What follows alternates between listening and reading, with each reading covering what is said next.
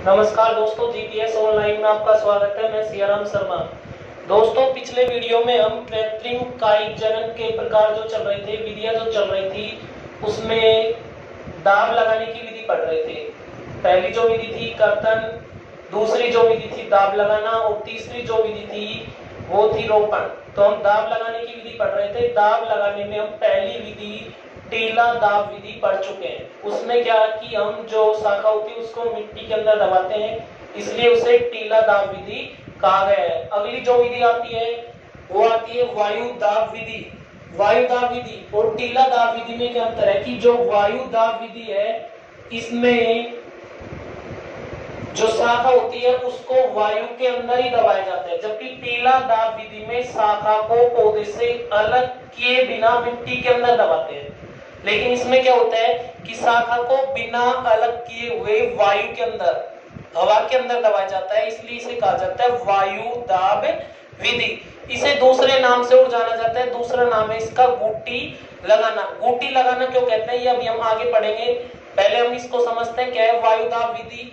वायु दाब विधि अधिकांशतः वृक्षों में अपनाई जाने वाली विधि, यानी जो बड़े आकार के वृक्ष होते हैं, यानी बड़े आकार के जो पौधे होते हैं उनमें इस विधि को अपनाया जाता है। इसकी जो शाखाएं होती हैं वो कठोर होती हैं, जिसके कारण इन्हें मिट्टी में दबाना असंभव होता है। यानी टीला दाब विधि को इन वृक्षों में नहीं अपनाया जा सकता क्योंकि शाखाएं कठोर हैं, और जब शाखाएं कठोर है तो उस परिस्थिति में हम इन शाखाओं को मिट्टी में घुमाकर नहीं दबा सकते, और मिट्टी में जब घुमाकर नहीं दबा सकते तो इसके लिए दूसरी जो विधि विकसित की गई है वो है वायु दाब विधि। यानी वायु के अंदर ही हम उस शाखा को दबाते हैं। कैसे दबाते हैं कि इस विधि में जो बड़े आकार के वृक्ष होते हैं उन वृक्षों की जिनकी शाखाएं मोटी होती हैं, उस शाखा के चारों ओर से ये शाखा इस शाखा के चारों ओर से छाल को हटा लिया जाता है। किसको हटाया जाता है? इसके चारों ओर से छाल को हटा लिया जाता है। छाल को हटाने के बाद इस स्थान पर गीली मिट्टी, गोबर या मोस पादप या गीली रुई चारों तरफ लपेट दी जाती है। यानी सबसे पहले हम क्या करते हैं कि इस शाखा से 3 से 4 इंच लंबाई की छाल को चारों तरफ से हटा लेते हैं। हटाने के बाद उस हटाई हुई छाल का जो तना होता है उस तने के चारों ओर या तो हम गीली मिट्टी या गोबर या मांस पादप या गीली रुई आदि लपेट देते हैं। ठीक है, लपेट देते हैं। तो इस जिस भाग को ढका जाता है, ठीक है, इस ढके हुए भाग को गुट्टी कहा जाता है। यानी इस छोटे से भाग को क्या कहा जाता है?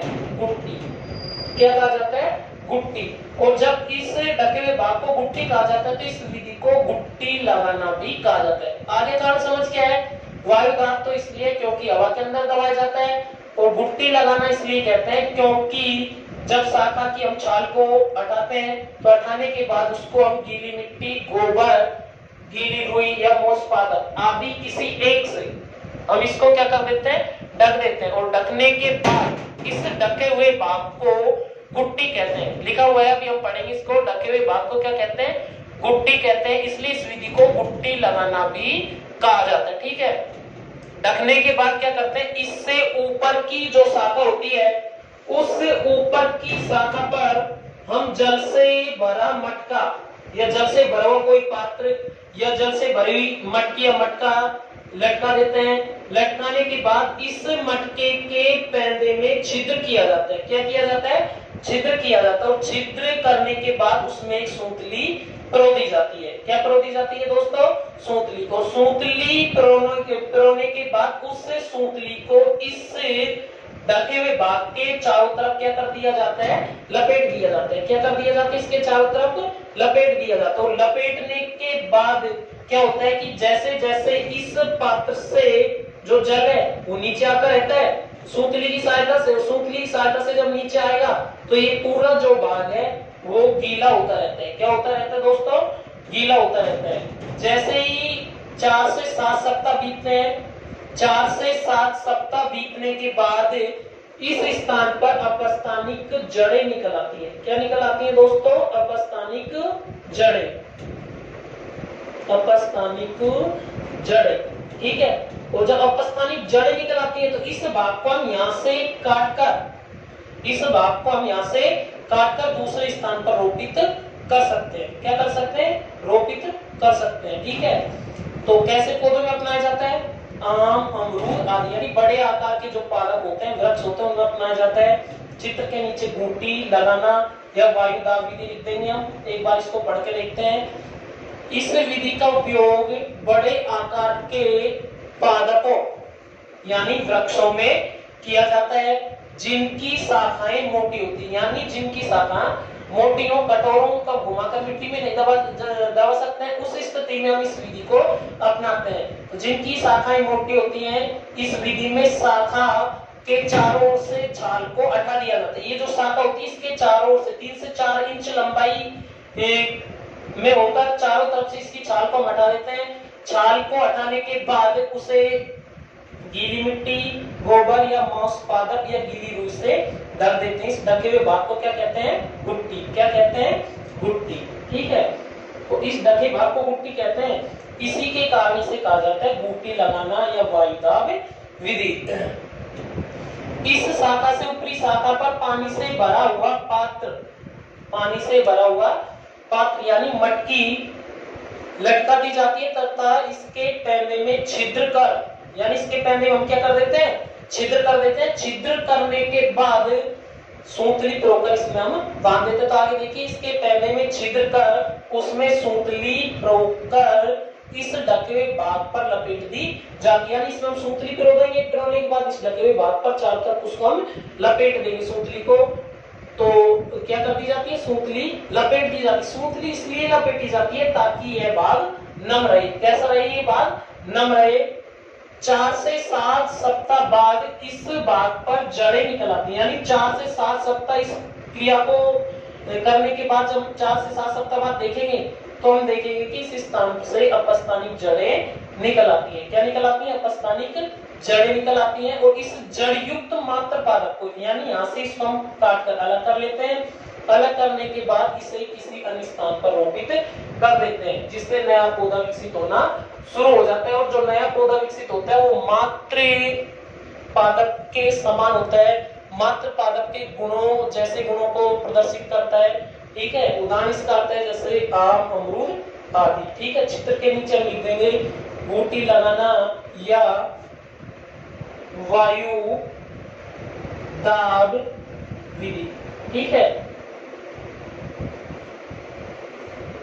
हमारे बुक में पीछे लिखा गया 3 विधि, लेकिन हमारे यहाँ पर 2 विधियों का ही वर्णन किया गया है।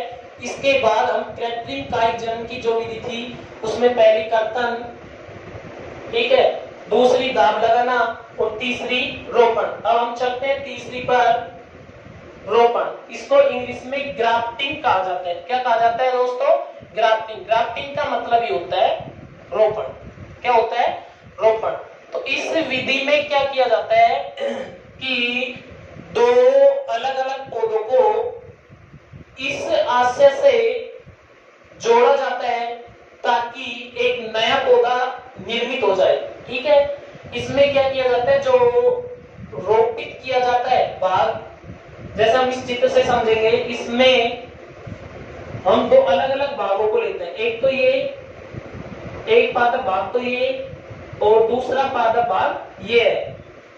पहला पादप भाग ये लाल इंक से दर्शाया गया है, दूसरा जो पादप भाग है वो ये है। इन दोनों पादप भागों को इस आशय से, ये अलग पादप भाग है, अलग पादप का भाग है, ये अलग पादप का भाग है, इन दोनों भागों को हम इस आशय से जोड़ते हैं, इस आशय से जोड़ते हैं ताकि इनसे एक नए गुण वाला, अच्छे गुणों वाला, उत्तम गुणों वाला एक नया पादप विकसित हो।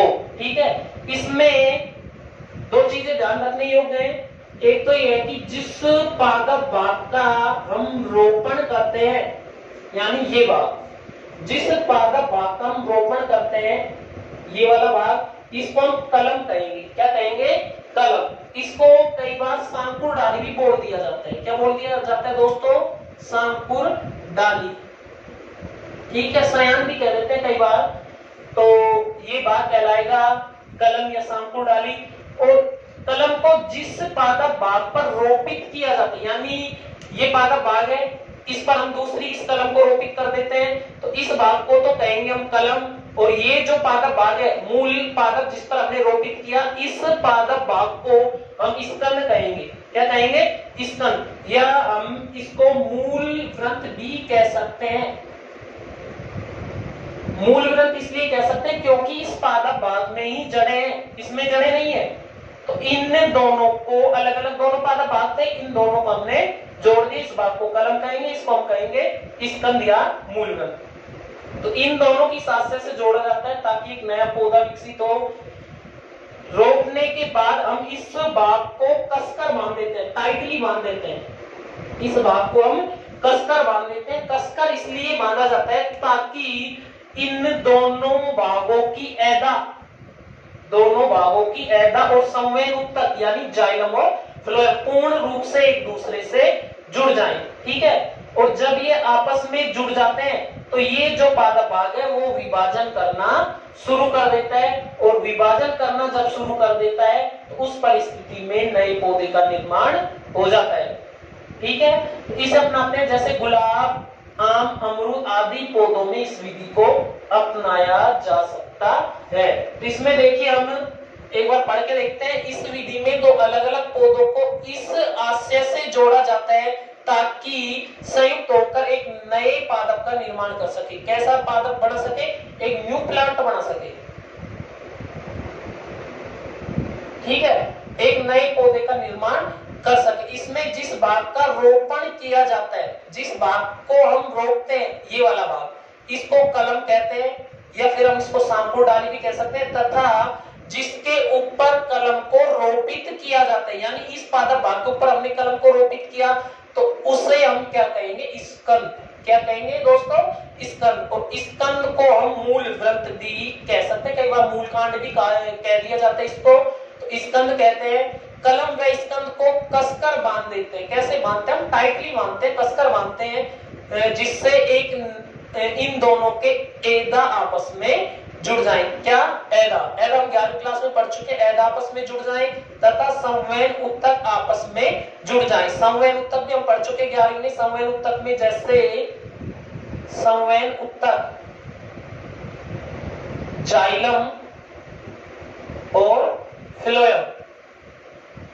ठीक है, जाइलम जल खनिज लवणों को ऊपर लेके जाता है, फ्लोएम ऊपर जो भोजन बनता है उसको नीचे लेके आता है। ये तो ऊपर लेके जाता है जल और खनिज लवणों को, जबकि ये ऊपर जो भोजन निर्मित होता है फ्लोएम उसको नीचे लेके आता है। तो जब हम इसको टाइटली कस देते हैं, टाइटली बांध देते हैं, उस परिस्थिति में ऐदा और इसका संवहन जो उत्तक होता है वो आपस में जुड़ जाता है। और आपस में जब जुड़ जाता है तो ये पौधा नया पौधा बनाना शुरू कर देते हैं, यानी उसमें विभाजन होना शुरू हो जाता है। और जब विभाजन शुरू होगा तो नया पौधा निर्मित होना शुरू हो जाता है। इस जो विधि है उसको गुलाब, आम, अमरूद आदि पौधों में अपनाया जा सकता है। रोपण की कुछ अन्य विधियां हैं जिनको हम अगले वीडियो में पढ़ेंगे।